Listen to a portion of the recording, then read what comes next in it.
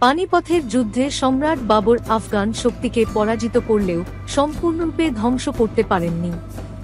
পরবর্তীকালে যার নেতৃত্বে আফগানরা নতুনভাবে শক্তি সঞ্চয় করে তিনি হচ্ছেন শেরশাহ। বাল্যকালে তার নাম ছিল ফরিদ। তাঁর পিতা হাসান খান সুর বিহারের অন্তর্গত সাসারামের জায়গিরদার ছিলেন। শেরশাহের জন্ম 1472 খ্রিস্টাব্দে। সম্রাট বাবর ও তার ছেলে হুমায়ুনের মতো শেরশাহ ভাগ্য বিডম্বিত ছিলেন। তিনি বিমাতার ষড়যন্ত্রে একাধিকবার সাসারামের জায়গির হারিয়েছিলেন। তবে নিজ সক্ষমতা, প্রতিভা ও নিষ্ঠায় তিনি একদিন জায়গিরদার থেকে দিল্লির সম্রাট হয়েছিলেন। তিনি বিহারের শাসনকর্তা বাহারাম খানের অধীনে কর্মরত থাকাকালীন নিজ গুণে তাঁর আস্থা অর্জনে সক্ষম হন। এ সময় একটি বাঘ হত্যা করে অসীম সাহসিকতার পরিচয় দিলে ফরিদ শের খান উপাধিতে ভূষিত হন। পরবর্তীকালে চৌসার যুদ্ধে সম্রাট হুমায়ুনকে পরাজিত করে শেরশাহ উপাধি ধারণ করে দিল্লির সিংহাসনে বসেন তিনি।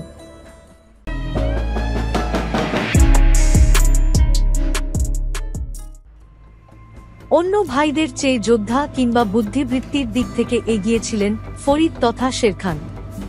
তার বাবা হাসান খান সুরের জীবদ্দশাতে তিনি সাসারামের জায়গির লাভ করেন। তার 21 বছরের শাসন আমলে সাসারামের অনেক উন্নতি হতে দেখা যায়। এতে তার ঈর্ষান্বিত বিমাতার ষড়যন্ত্রে এক পর্যায়ে এসে সাসারাম ত্যাগে বাধ্য হন ফরিদ। কিন্তু কিছুদিন ব্যবধানে তার বাবা হাসান খানের মৃত্যু হলে পুনরায় জায়গির লাভ করেন ফরিদ। এবার বৈমাত্রেয় ভাই সুলাইমান নতুন করে ষড়যন্ত্রে লিপ্ত হয়। ফরিদ আবার সাসারাম ত্যাগ করে বিহারের শাসনকর্তা বাহার খানের অধীনে চাকরি গ্রহণ করেন। 1527 খ্রিস্টাব্দে শের খান বিহার ত্যাগ করে আগ্রায় চলে যান। সেখানে মোগল সম্রাট বাবরের অধীনে চাকরি গ্রহণ করেন। অতঃপর 1528 খ্রিস্টাব্দে বাবরের বিহার যাত্রাকালে শের খান তাঁকে সহযোগিতা দেন এবং বাবরের সাহায্যে সাসারামের জায়গির পুনরুদ্ধার করেন। ইতোমধ্যে বিহারের শাসনকর্তা বাহার খান মৃত্যুবরণ করেন এবং শের খান তাঁর শিশুপুত্র জামাল খানের অভিভাবক নিযুক্ত হন এবং উপশাসনকর্তা হিসেবে বিহার শাসন করেন। 1530 খ্রিস্টাব্দে শের খান চুনার অধিপতি তাজ খানের বিধবা স্ত্রী মালেকা জাহানকে বিয়ে করে চুনার দুর্গের কর্তৃত্ব লাভ করেন। জামাল খান তার অভিভাবক শের খানের ক্ষমতা বিস্তৃতিতে সন্দিহান হয়ে পড়েন। তাই তিনি শের খানের কর্তৃত্ব বিলোপের জন্য বাংলার শাসনকর্তা সুলতান মাহমুদ শাহের সাহায্য প্রার্থনা করেন। সুরজগড়ের যুদ্ধে শের খান উভয়ের সম্মিলিত বাহিনীকে পরাজিত করে বিহারের আধিপত্য লাভ করেন। অতঃপর তিনি বাংলায় কর্তৃত্ব প্রতিষ্ঠায় অগ্রসর হন। কিন্তু বাংলার শাসনকর্তা মাহমুদ শাহ শের খানের সাথে অর্থের বিনিময়ে মিত্রতা স্থাপন করেন।